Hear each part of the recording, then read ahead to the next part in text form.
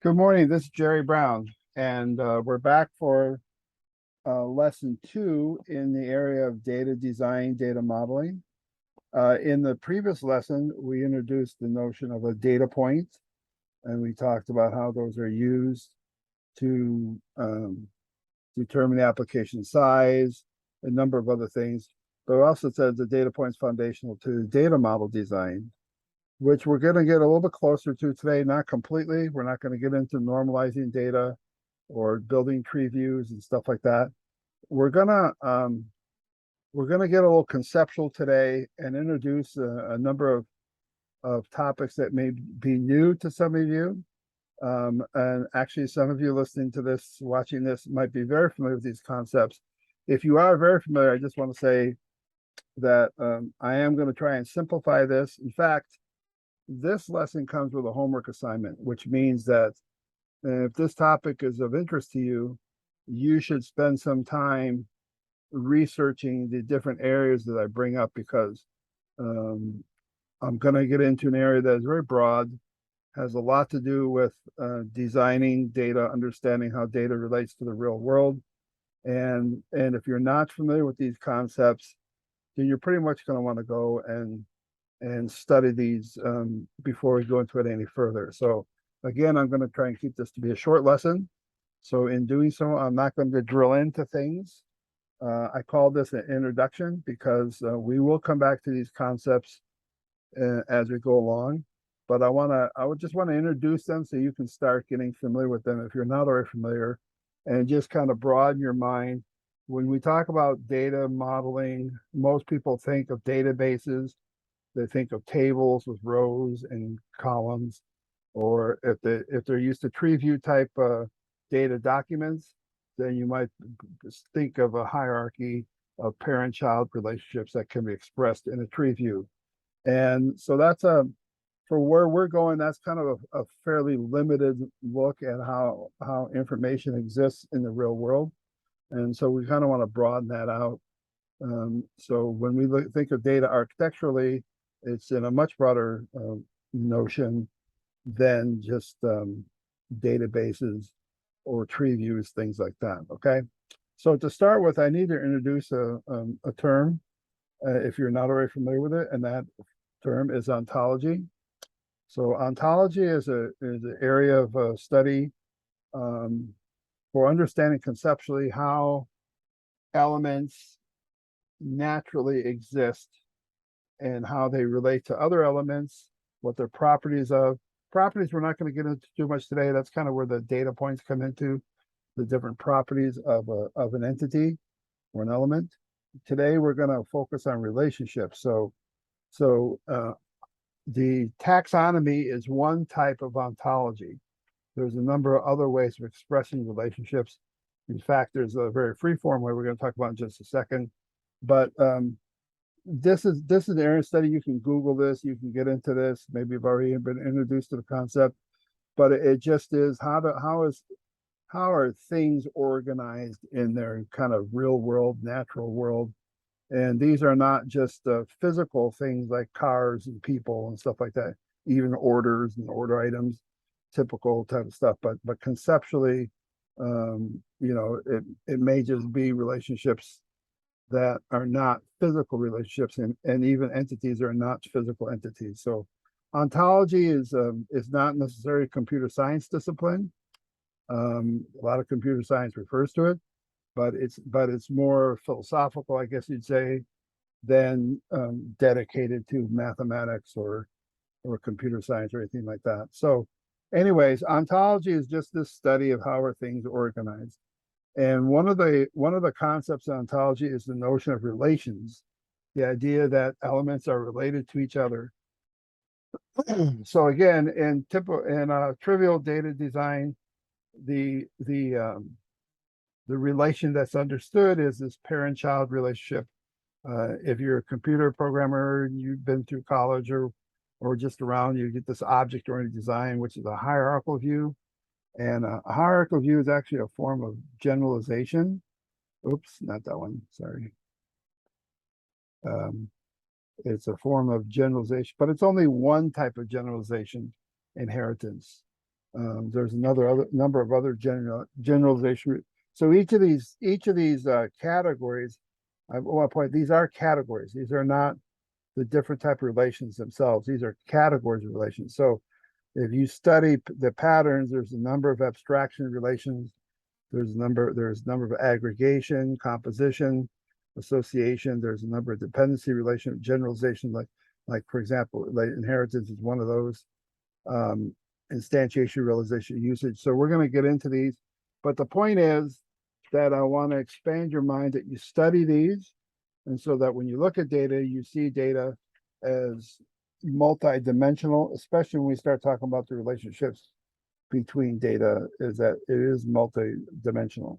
And so a better view of data that, again, we'll get into is this acyclic directed graph versus the tree view type things you might have been exposed to now, or just a view of top-down parent-child relationships. This type of graphing here is, we get into this type of graphing when we're looking at an entity and we're saying it has multiple relations. So like A here, it has relation, this whatever entity this is in A has a relationship to B, D, and C. And then the arc, or this line connecting the two entities would normally be filled out with what type of relationship. So A might be the parent to B, but then it might be describing customer. A might be a customer, and C might be orders, and customers may have place orders, or all sorts of different relations. So the point is, when we look at one particular entity in our data design, we say, hey, it has a number of relations to other entities. And so we want to describe those broadly.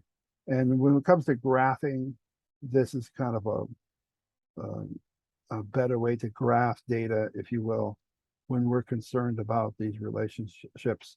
And so this goes directly into understanding this, goes directly into how we actually design our data store, whether it's a data model or a data document.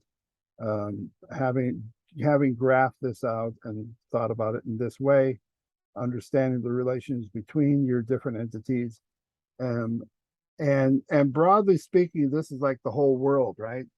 Everything in the world is related to something else. Even the concepts of philosophies live by it. There's a relationship between them.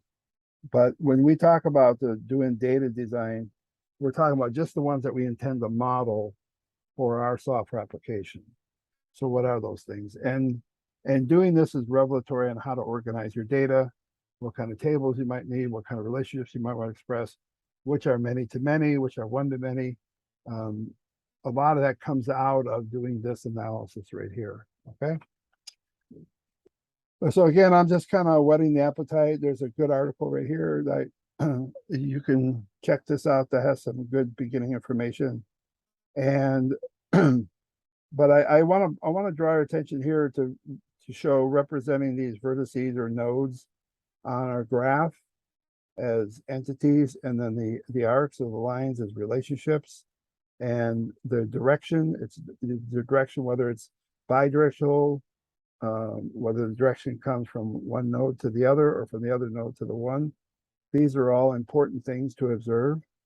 And just looking at this little table right here, I would like to direct your attention to the first thing here, which is this semantic object predicate, okay? And so it's kind of shown these are different ways of expressing or thinking about the information on this graph. The one I want to draw your attention to get into the second concept for today is this is a semantic relation rate. In fact, this is called a triple, a subject predicate object triple. And so in this next section, I would like to introduce that topic, okay? A semantic triple is an atomic ontology descriptor.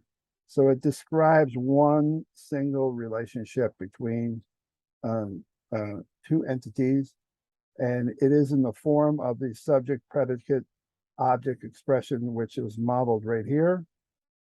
Okay, so we can say Jerry is a the predicate is a person. Jerry is a, or we could say,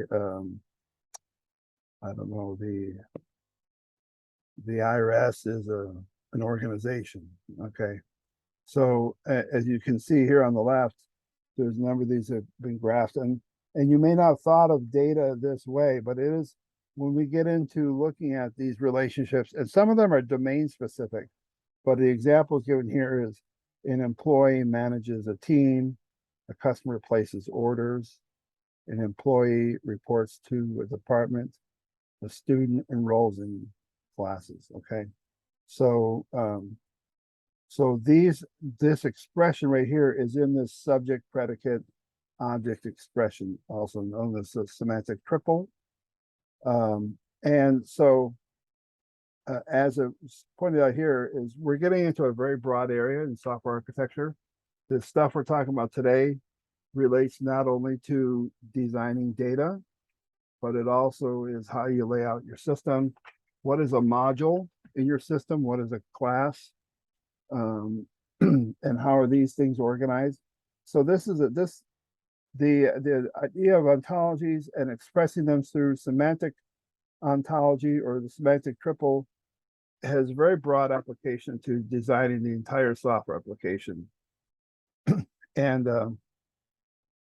so we're going to, so at least as far as talking about data design, we're going to keep it to this type of notion here. But just to keep in mind, this is definitely an area for you to invest some time into getting very familiar with it, because you'll find that you use it all over the place, not just data design. So before we just get into typical data, which we will in another lesson, I really wanted to throw the notion of ontology, which is kind of broad and considers a number of relationships, and there is a way to graph it, but there's also a way to express it in a single, and this is very important, is to express it in a single subject object predicate, subject predicate object, and like it's shown here. And so we can both graph it, but we can also write it out and design, and we will work with both forms of expressing ontology as we get into data design and software design, the whole thing. So I've thrown a lot of stuff out here for you to consider. Like I said, this is a homework assignment that hopefully have whetted your appetite, that if you're not familiar with these concepts, these are something that you want to start getting familiar with, because we will be coming back to them and going into them in detail as we go through data and even through the entire system design. So I think that's it for today. I'm trying to think if I missed anything I want to introduce, but I think that's it for today. Thanks for your time. Remember, we do record these in Zoom if you want to attend, and that will be up on YouTube to follow up after. Okay, so thank you and have a good day.